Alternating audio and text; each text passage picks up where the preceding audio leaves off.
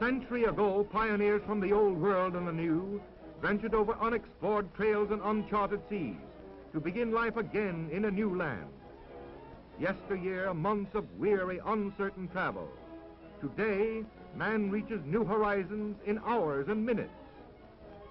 The two largest bridges in the world, symbolizing both pioneer vision and modern courage in the conquest of space and time.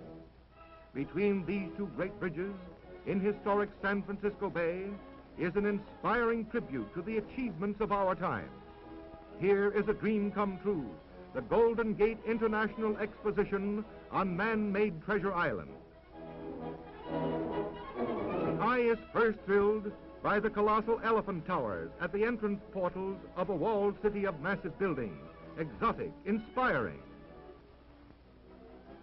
Reminiscent of the colorful Spanish influence in the early West, in the days of senoritas and caballeros, are the graceful gay dances of old Spain.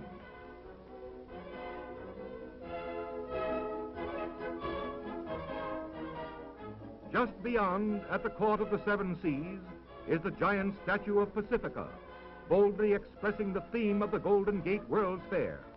Behind it, a silver chime curtain tinkles a tranquil song of peace.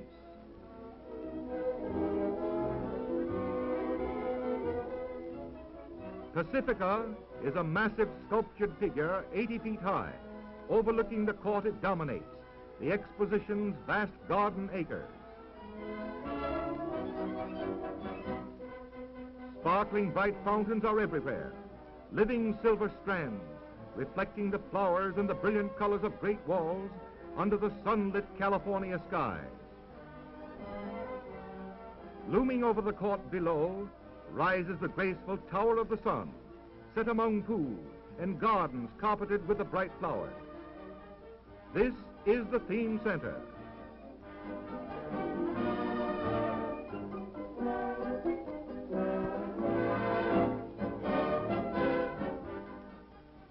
Its lofty spire, the highest structure of the fair, reaching to the sky, is a beacon seen from the surrounding hills.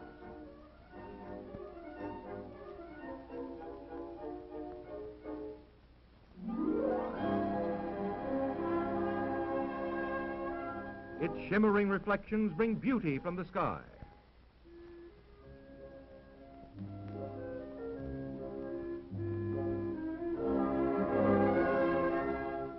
The spirit of the dance expresses, in music and in motion, all the static grace of the courts and the buildings.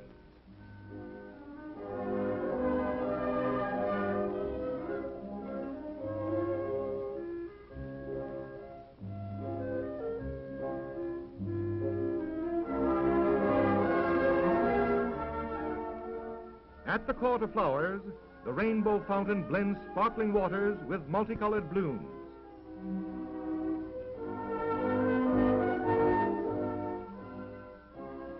This charming setting frames the statue of the girl and the rainbow.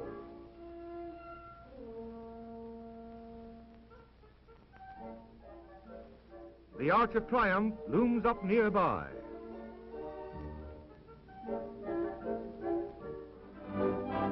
The Gayway is a popular center of the fair. 40 acres of fun, carnival gone wild. Here's a midway that is a midway, big and busy.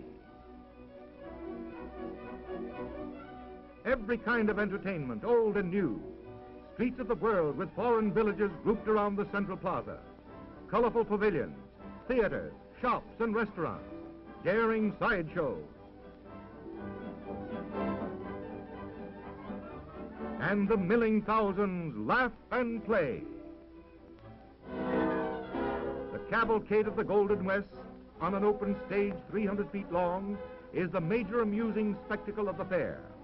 It brings to life again those chapters of the romance of the early West, the days of the Padres and the founding of the missions, the Spanish explorers, the covered wagon trains, the discovery of gold, the building of the transcontinental railroad, and on down to modern times. Here the Old West lives again in all its glory.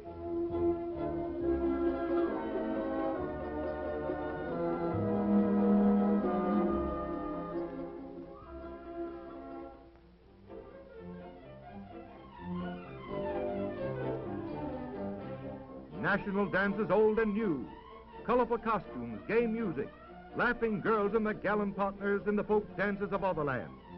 The spirit of happy, carefree days gives action to the beauty all around.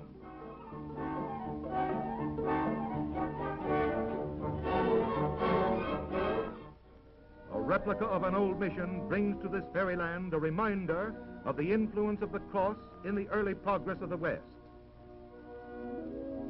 36 different nations are represented by exhibits within the massive walls. South America, the Orient, and Europe, too.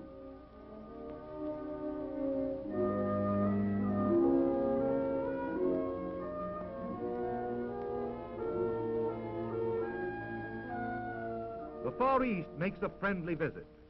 A Japanese Samura house set in an ancient garden typifies the finer traditions from across the wide Pacific.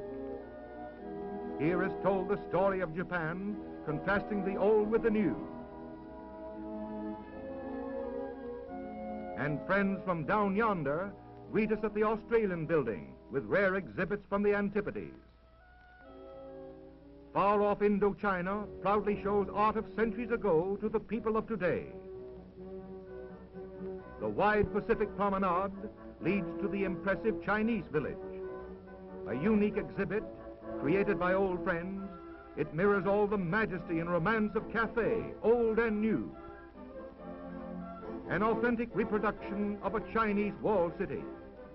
Tea gardens and native bazaars, temples with pagan gods and their fantastic decorations of dynasties long vanished.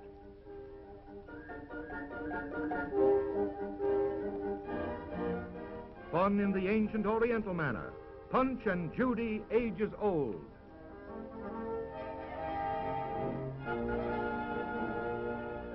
And looking down on this bit of old China are the quaint pagodas of song and story, marking their exotic design against the sky. Sampans and junks sail again on a miniature sea. Pacific House is the fair center for all the far-flung nations across the western seas. The new in art plays its part too. It is dominantly expressed in the massive murals of the Federal Building, telling in pictures a history of a nation, bold of line, daring in color.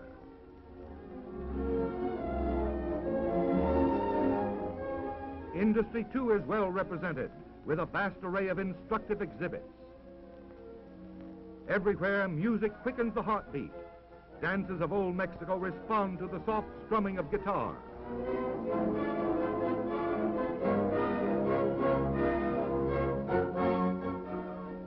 400 acres of kaleidoscopic colors, a strange combination of the beautiful, the exotic, and the magnificent, a brooch of rare gems on the bosom of the blue waters.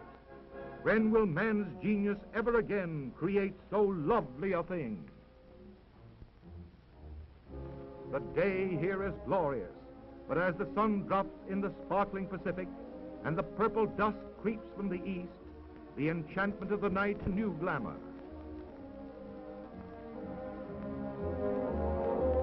Tinted illuminations of nocturnal harmony painted with great brushes of light, glittering in the dark, a veritable fairyland with changing colors of blue and rose and green. Fountains become living rivers of fire. Columns of luminous vapors rise to the stars, which seem reflected 1,000-fold on Treasure Island in the bay, proclaiming peace to all men, and through it, progress and greater things for all the world.